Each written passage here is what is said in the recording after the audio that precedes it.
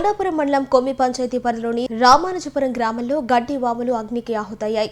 అకస్మాత్తుగా చెలరేగిన మంటలు వేగంగా వ్యాపించడంతో స్థానికులు ఆందోళనకు గురయ్యారు.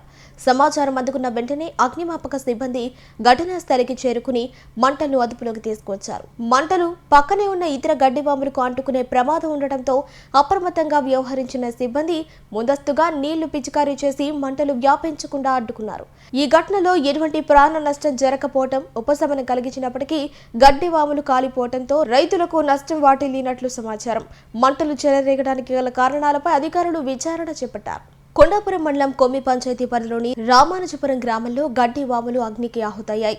అకస్మాత్తుగా చెలరేగిన మంటలు వేగంగా వ్యాపించడంతో స్థానికులు ఆందోళనకు గురయ్యారు. సమాచారం అందుకున్న వెంటనే అగ్నిమాపక సిబ్బంది ఘటనా స్థలికి చేరుకుని మంటలను అదుపులోకి తీసుకొచ్చారు. మంటలు పక్కనే ఉన్న ఇతర గడ్డి వాములకు అంటుకునే ప్రమాదం ఉండటంతో అప్రమత్తంగా వ్యవహరించిన సిబ్బంది ముందస్తుగా నీళ్లు పిచికారీ చేసి మంటలు వ్యాపించకుండా అడ్డుకున్నారు. ఈ ఘటనలో ఎటువంటి ప్రాణ నష్టం జరగకపోవడం ఉపశమనం కలిగించినప్పటికీ గడ్డి వాములు కాలిపోవడంతో రైతులకు నష్టం వాటిల్లినట్లు సమాచారం. మంటలు చెలరేగడానికి గల కారణాలపై అధికారులు విచారణ చేపట్టారు.